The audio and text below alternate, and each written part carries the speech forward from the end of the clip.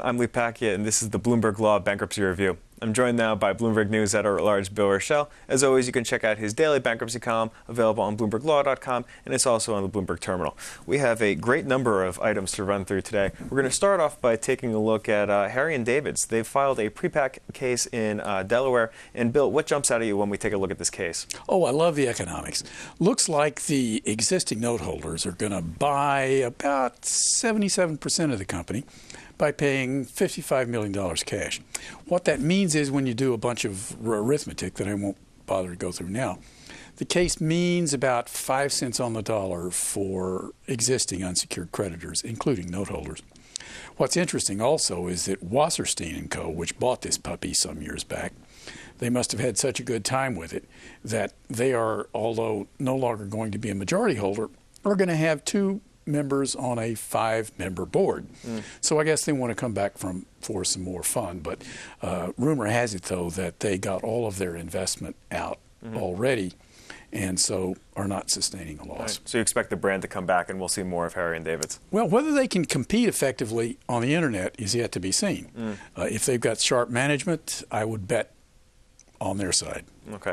Let's hop to Lehman. We talked about it today in the daily podcast. We have 2 competing plans out there, Bill, and it's happened before. It's not that unusual, but you seem to think that they might not necessarily go up for vote at the same time.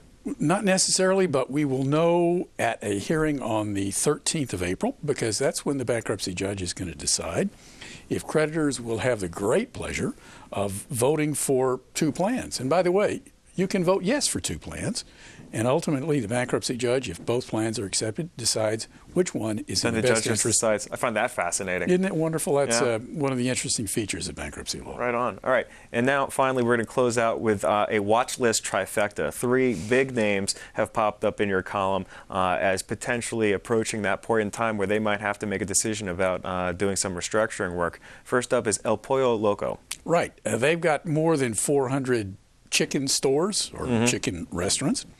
They have $25 million of debt coming due between May and June, and they got to do something about that. Looks to me like the second lien notes are probably the fulcrum security. Standard & Poor's predicts that those holders are going to recover about 70 to 90%. So maybe that's where the action is, and let's sit back and see if we have a pre-pack in another few weeks. And we have a shipping company in the lineup as well, Horizon Line. They're running into trouble, huh? Right. They are one of few what you call U.S.-flagged ocean carriers. They had a little antitrust problem, you could say, and they ended up pleading guilty and agreeing to pay a $45 million fine for federal antitrust violations. That ticked off a default on their convertible notes. The note holders wouldn't waive the default, and so when the grace period runs out in May, sometime around then, if not before, something may happen.